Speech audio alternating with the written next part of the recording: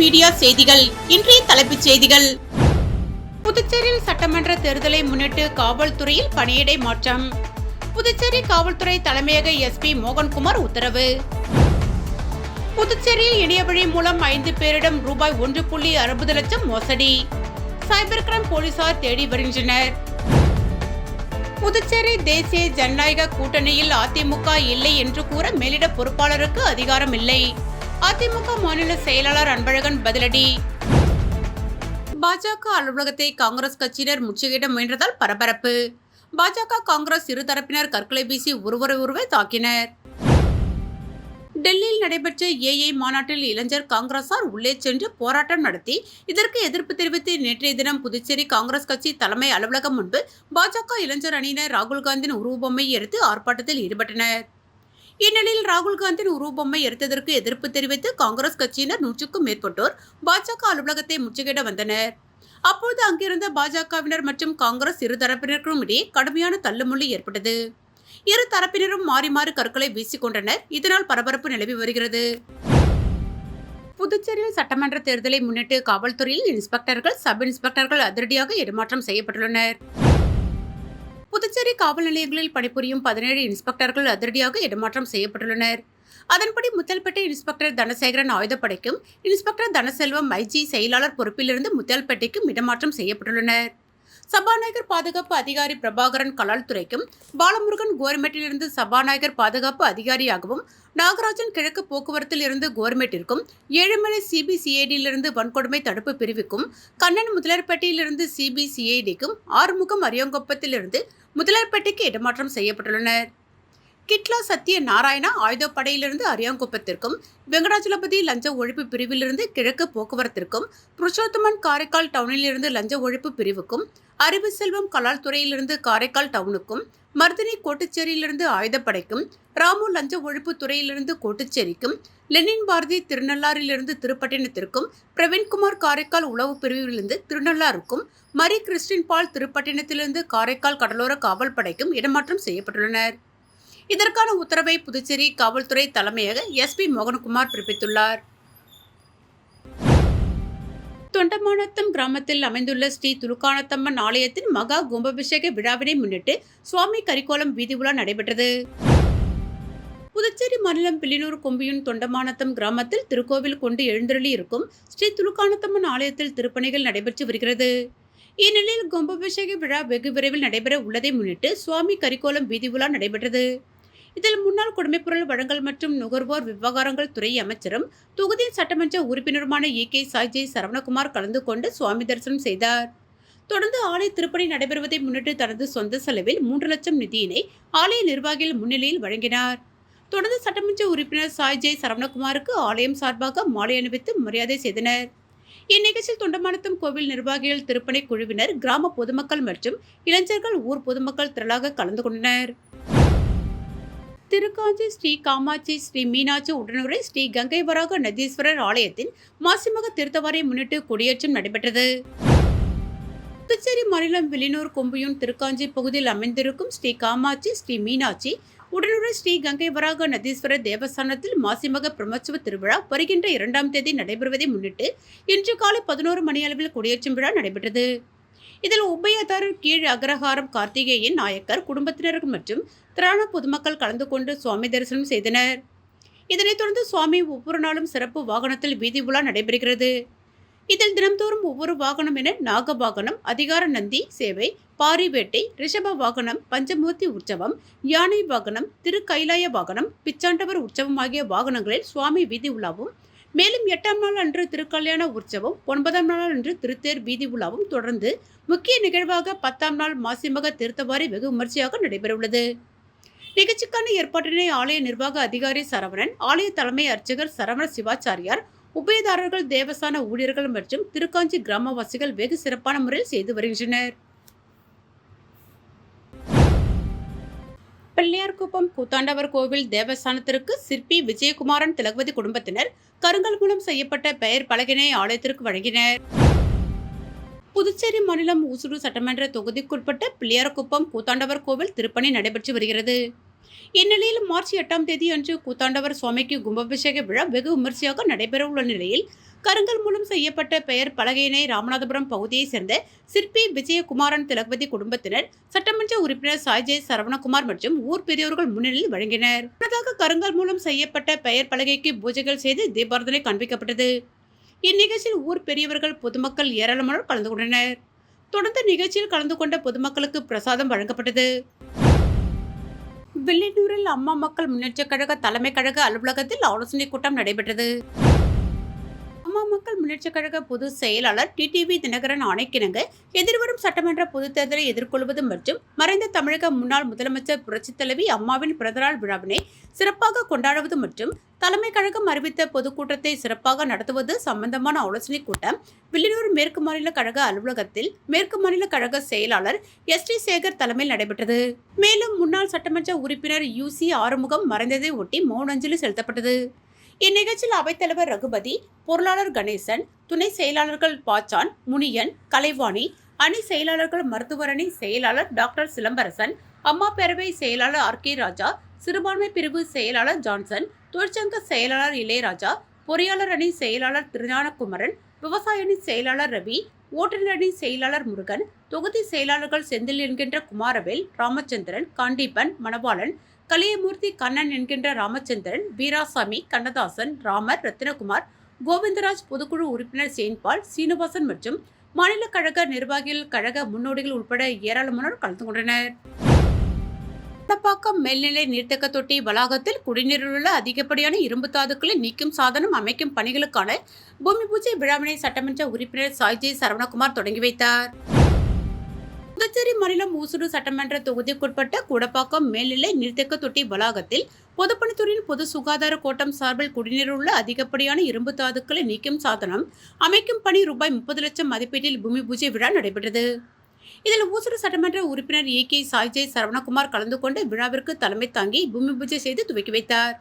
இவ்விழாவில் பொதுப்பணித்துறை தலைமை பொறியாளர் சுந்தரமூர்த்தி, பொது சுகாதார கோட்ட செயற் பொறியாளர் சுந்தரி, உதவி பொறியாளர் சுதர்சனம், இளநிலை பொறியாளர் திருவேங்கடம், வில்லியனூர் கொம்பியின் பஞ்சாயத்து ஆணையர் பிரபாகர், முக்கிய பிரமுகர்கள் மற்றும் ஊர் பொதுமக்கள் கலந்து கொண்டு விழாவினை சிறப்பித்தனர்.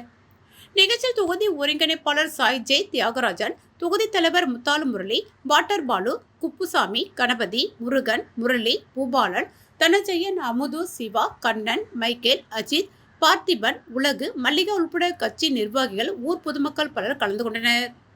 இப்பணியினை மேற்கொள்வதன் மூலம் சுமார் 6000 பொதுமக்கள் பயன்பெறுவார்கள்.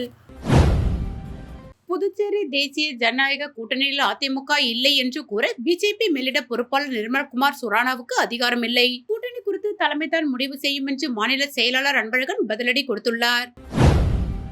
தமிழகத்தில் தேசிய ஜனநாயக கூட்டணியில் அதிமுக இடம்பெற்றுள்ளதாகவும் புதுச்சேரி பொறுத்தவரை தேசிய ஜனநாயக கூட்டணியில் அதிமுக இல்லை என்றும் நேற்று செய்தியாளர்களிடம் பேசிய பாஜக மேலிட பொறுப்பாளர் நிர்மல்குமார் சுரானா தெரிவித்திருந்தார்.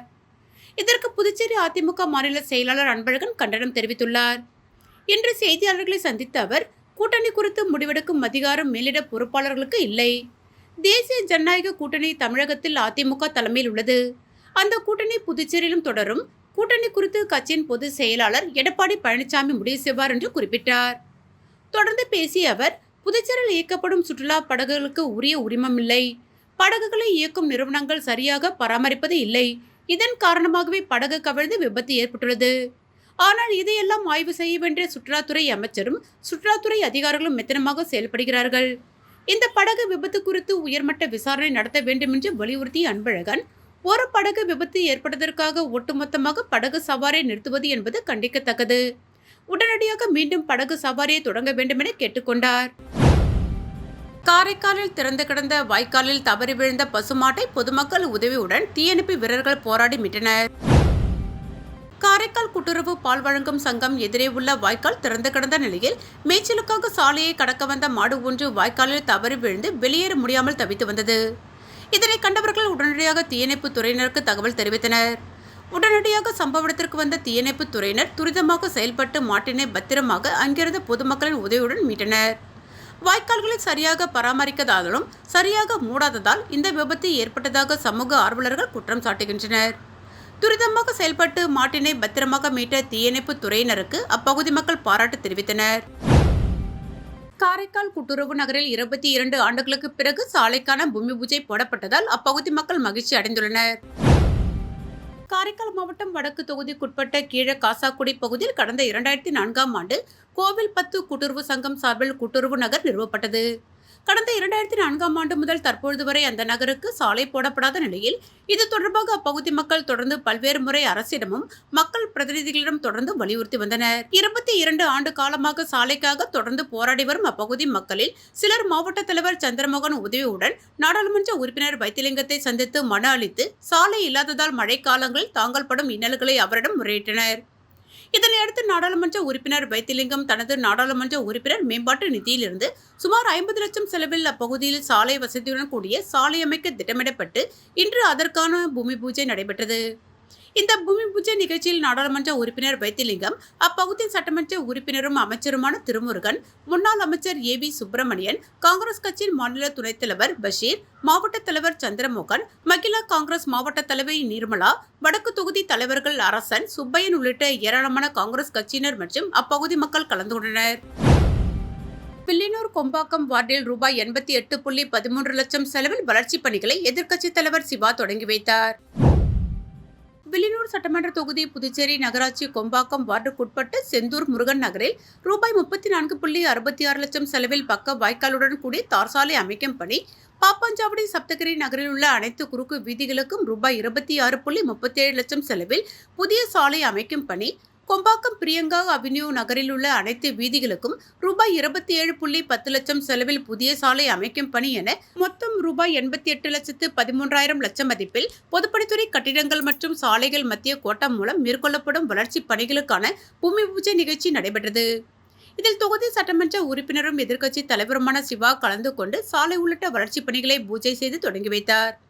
இந்த நிகழ்ச்சியில் பொதுப்பணித்துறை கட்டிடங்கள் மற்றும் சாலைகள் மத்திய கோட்ட செயற்பொறியாளர் சீனிவாசன், இளநிலை பொறியாளர் முருகன், ஒப்பந்ததாரர்கள் மதியழகன், சுந்தரமூர்த்தி, செல்வகுமார் மற்றும் பாப்பாஞ்சாவடி சப்தகிரி கார்டன், செந்தூர் முருகன் நகர் மற்றும் கொம்பாக்கம் பிரியங்கா அவென்யூ ஊர் முக்கியஸ்தர்கள் என ஏராளமானோர் கலந்து கொண்டு சிறப்பித்தனர். வில்லியனூரில் பிரதர்ஸ் பெத்தாங் கிளப் சார்பில் நடத்தி வரும் 2ஆம் ஆண்டு மாநில அளவிலான பெத்தாங் விளையாட்டுப் போட்டியை எதிர்க்கட்சித் தலைவர் சிவா துவக்கி வைத்தார். வில்லியனூர் தொகுதிக்குட்பட்ட கொம்பாக்கம் பகுதியில் பிரதர்ஸ் பெத்தாங் கிளப் சார்பில் நடைபெறுகின்ற 2ஆம் ஆண்டு மாநில அளவிலான விளையாட்டுப் போட்டியை எதிர்க்கட்சித் தலைவர் சிவா எம்எல்ஏ துவக்கி வைத்தார். தொடர்ந்து 2 நாட்கள் நடைபெறுகின்ற போட்டியில் 390 அணிகள் பங்கு பெறுகின்றன. இதில் 1500க்கும் மேற்பட்ட விளையாட்டு வீரர்கள் போட்டியில் பங்கேற்கிறார்கள். மாநில அளவில் நடைபெறுகின்ற பெத்தாங் விளையாட்டுப் போட்டியில் மதிமுக பொதுச் செயலாளர் கப்ரியேல், அசோசியேஷன் முக்கிய பிரமுகர்கள் கலந்து கொண்டு சிறப்பித்தனர். மேலும் மாநில அளவில் நடைபெறுகின்ற போட்டியில் நியூ பெத்தாங் அசோசியேஷன் தலைவர் தக்கார், செயலாளர் சேகர், பொருளாளர் சீனு ஆகியோர் போட்டியை வழிநடத்தி செல்கின்றனர். மேலும் இந்த விளையாட்டுப் போட்டிக்கான ஏற்பாடுகளை பிரதர்ஸ் பெத்தாங் கிளப் நிர்வாகத்தினர் சிறப்பாக செய்திருந்தனர். புதுச்சேரியில் இணைய வழி மூலம் 5 பேரிடம் ரூபாய் 1.60 லட்சம் மோசடி செய்த கும்பலை சைபர் கிரைம் போலீசார் தேடி வருகின்றனர். முருங்கம்பாக்கத்தை சேர்ந்தவர் பேஸ்புக்கில் ஏர் இந்தியா உறுப்பினர் அட்டை பதிவு தொடர்பான விளம்பரத்தை பார்த்தார். இதையடுத்து அதிலிருந்து என்னை வாட்ஸ்அப் மூலம் தொடர்பு கொண்ட போது எதிர்முனையில் பேசிய மர்ம நபர் ஏர் இந்தியா உறுப்பினர் அட்டை பதிய வாட்ஸ்அப் வரும் மொபைல் செயலியை பதிவிறக்கம் செய்து விவரங்களை பதிவிடும்படி தெரிவித்துள்ளார்.